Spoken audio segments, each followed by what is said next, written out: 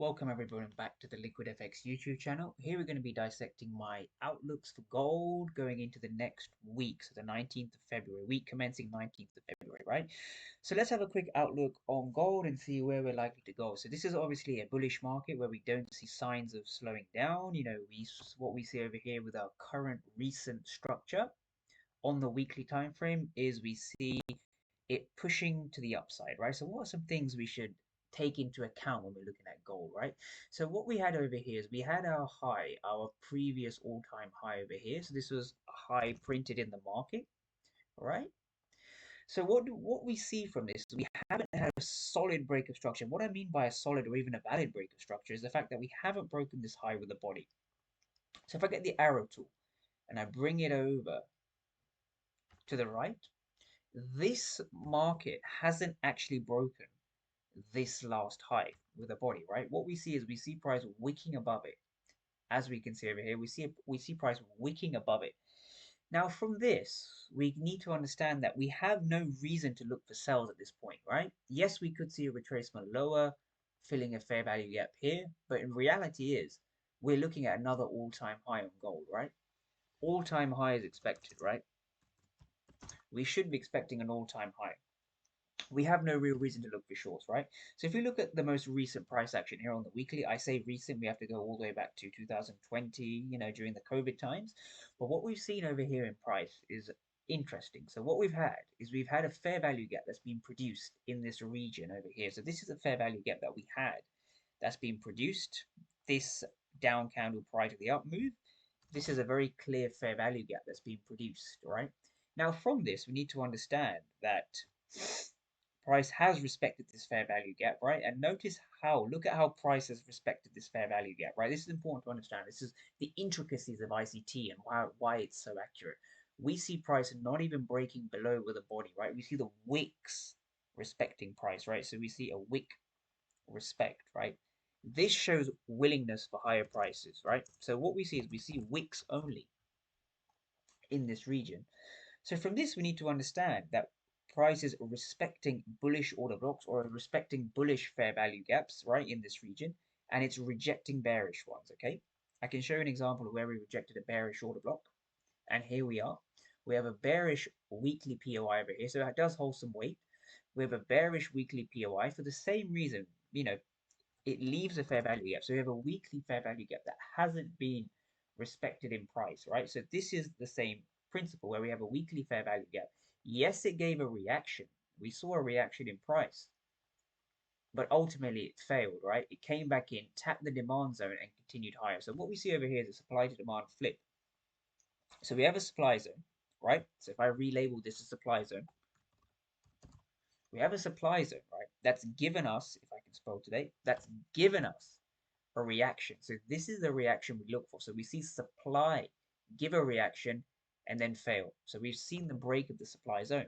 Now, what makes this a flip zone is the fact that we had a demand zone that got created in this region over here. Now, what makes this a demand zone? What makes this a demand zone is the fact that it breaks the last supply. So this is essentially a flip zone. This is a supply to demand flip zone. So from a flip zone, what do we expect, right? We expect price to deliver some sort of a lower prices, come back to the supply zone, give us somewhat of a reaction, and completely break the supply zone. And we want to see if that demand zone has been respected, right? So what we see over here is we see a supply zone. I want to mark that out in S. And we see a demand zone that breaks that previous supply in D. So a supply to demand flip zone. This is what we've seen over here in price. We've seen supply give a reaction and demand break that supply. So from here, we have no reason to look for longer term sells. Now, of course, we could see this. We could see this demand zone have another reaction because we had another demand zone get created here in this region, right? So this demand zone could indeed be a reason to see lower prices in the next upcoming weeks. But ultimately, I don't expect this demand zone to fail. So around about the price point of 1853, don't expect lower prices from this region. So what we could see is we could see price simply roar up because we are bullish. So price could roar up at any time. Or we could see price come back into a demand zone, rebalance the inefficiencies from here, tap into this demand chain, and then just continue higher. So this is my overall weekly outlook on gold. Perfect. So now if we go down to the 4-hour time frame, we can begin to dissect price action a little bit more closely. So in a bullish market, we can obviously expect bullish structure, and here's how we can identify that. So what we have over here in front of us is we have a structural high. So this is the all-time high at the moment. This is the high, the all-time high up here, and we have the low down here. We have the last H4 structural low. So from here, we need to understand if we are going to look for buys, we're going to look for them below that 50% level, below that equilibrium. So we have an equilibrium over here. The 50% level simply is the equilibrium in price, the EQ. It's halfway between this high and this low. So this is our EQ level. So from here, we understand that we have a POI in this region over here. We have a POI in this region. Now this POI does leave a fair value gap, a huge fair value gap marked over here. So this is a fair value gap, a very big fair value gap as well. But are we likely to see a reaction from this point? This is where we need to analyze and look and really decide what our bias is going to be for the next week or the next few weeks. So if we look at this low over here, we had an intermediate term low over here, right? So this is our low. It's just a low, not a H4 low. This is our structural low over here. This is our H4 low. Now, you have to ask yourself, did this low actually make a new high?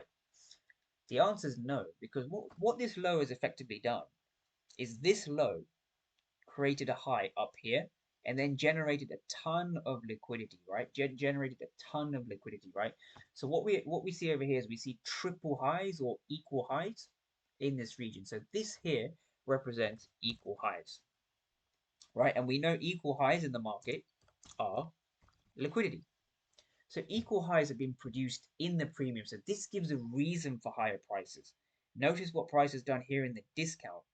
We've generated a trend line or trend line phantom, as ICT people or members like to call it. So we have a trend line here, which also represents liquidity, right?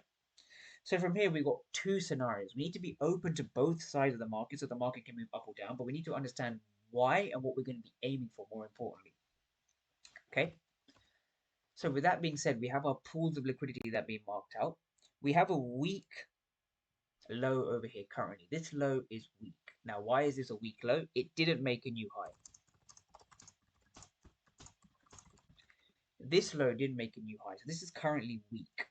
What other aspects do we have for lower prices? Now, let's look at our dealing range. So this is our H4 low over here, and this is our dealing range. So if we look here closely, what we do is what we need to identify is that we have a fair value gap just here in this region. So this here is a fair value gap marked out in gray. So this is a fair value gap. So price could look to rebalance it as it's deeply priced in the discount, right? This is very deep in the discount, which makes it higher probability.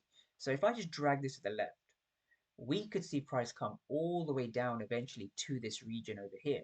We could see price trade down into this region as well if this POI gets broken. So right now we're at a POI, we're at a fair value gap. If this fair value gap does hold and we see price break beyond this level over here, we could see price really come up and tap these triple highs over here, equal highs over here, right? Providing this level holds, providing this fair value gap holds, we have liquidity to target. But if we don't see a follow through of this fair value gap, which is likely because this low is weak, expect price to come down to this point. So this is the 1948 level, right? Expect price to come down to this region, all the way down here. Again, what makes this fair value gap high probability, or what makes it something we need to be considering? Right, let's go through the rules of what makes a fair value gap of a POI very quickly, right? I'm just giving one of the rules out. We need to see a clear break of structure, which it has because we're bullish and it's broken structure. It needs to leave a fair value gap, and it needs to be priced in the discount because it's a bullish fair value gap. So its PD array has been respected.